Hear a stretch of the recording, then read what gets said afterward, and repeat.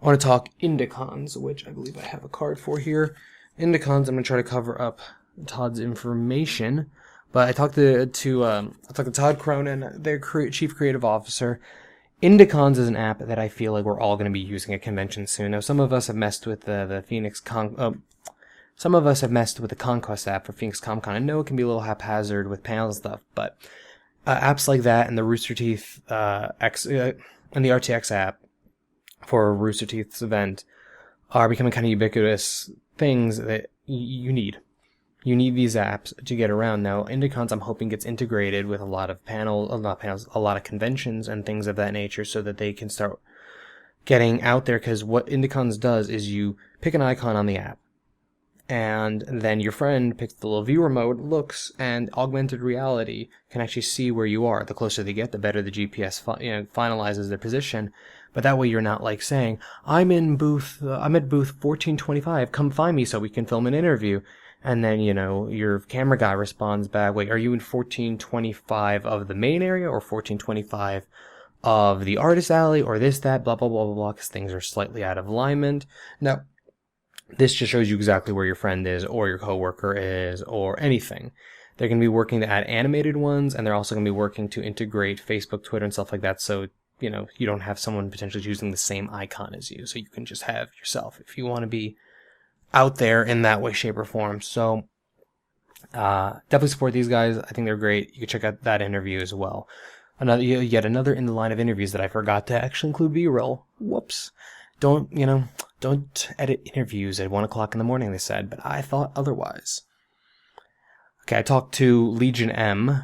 I talked to Paul Scanlon of Legion M. Legion M, honestly, just go watch the interview. The interview will explain it better talking to Paul, but the simple thing is they're allowing people to crowdfund major film and things. It's a film studio, film is one of the main things they're doing, but it's a studio, for fans, by fans kind of situation. So they're working with Stupid Buddy Studios, who make Robot Chicken. They're working with Alamo Drafthouse, and you can invest money and actually make money on projects. You can also put your input in as they look for it and things of that nature. I like what they're doing. Paul is a very interesting person to talk to, and another person I'd love to talk to more. So, going to keep that one short. Go watch the interview. It'll explain it significantly better than I can. We have the Grid Games and Growlers. I love a little sticker I got from them. So with the Grid, it's a game bar over here in Game. I keep saying that wrong. It's a game bar over in Mesa here in Arizona. And we have a lot of those, but this one is cool. From everything I've heard from people, I've actually not had a chance to go. I will probably be going Saturday night. They're doing an event with the guys from Up, Down, Down Games, which I'm going to talk about them in a few seconds. Makers of Crazy Make-em-ups, and we do an event. Probably be there. Look for this guy. It should be a fun little thing, but the Grid we may be working with in the future. Haven't even finalized, have barely talked to them about it, but I want to work with them in some way, shape, or form. They're looking to do streaming stuff and all those fun things, and I think we would have a nice little match. Brian, our business development person, has been trying to get me in contact for a long time, so go check them out if you're in Mesa. Really cool bar from everything I've heard. I'll actually have thoughts and real opinion of it once I can check them out on Saturday. Stay-at-home dad, who doesn't get to see his wife until late at night. I don't really go out much at night. It's how it works. Finally, sexuality in Mass Effect. So the simplest things I could say about this panel is, one, we will be putting it up as a podcast. I'm not sure when right now. I'm hoping to have that up soon, but I'm trying to fit it into our schedule. We're just going to put that up as just a straight podcast.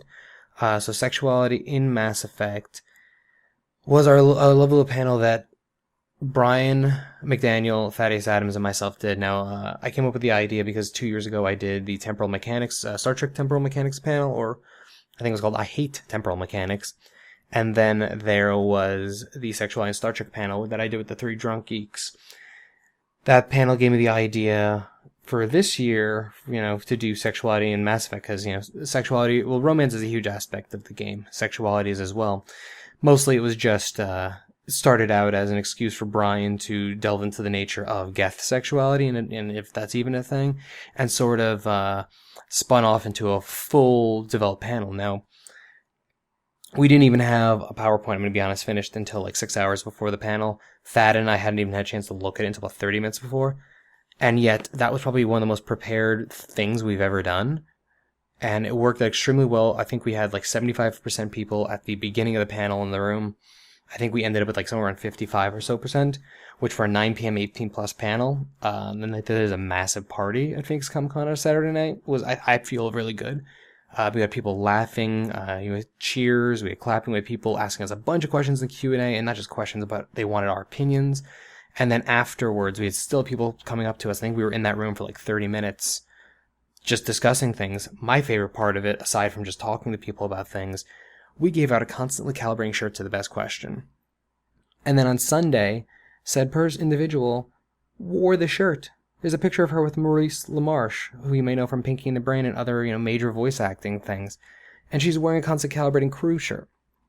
She's the only person out there other than myself. I think only myself, Brian, Justin, and Brad were the only people who have shirts until now. So this is really awesome. I love seeing someone who does not work for me in a shirt, and I can't express enough how cool that is. And I'm hoping to do more stuff like that in the future. Now, next year, Sexuality in Mass Effect Round 2, I want to do Sexuality in Dragon Age. I just have to find people, who are passionate about the game like Thad and Brian were passionate about Mass Effect. Because I'm going to be blunt, without Brian, the Mass Effect panel wouldn't have happened. He created the PowerPoint, he led the group, he had the structure in place. That's just not me. I'm good at coming up with ideas and discussing things on the fly. But even like this, I structured out this vlog, and that took so much energy out of me to do that. I like to just come up with stuff off the top of my head, though I know when sometimes you need to script things, at least loosely. So I would like to do a Sexuality in Dragon Age panel, either if I can convince Thad and Brian to play the entire series in the next year, or if we can actually find, people who are willing to do that with us. So if that's something that's of interest to you for Phoenix Comicon 2017, then just let me know.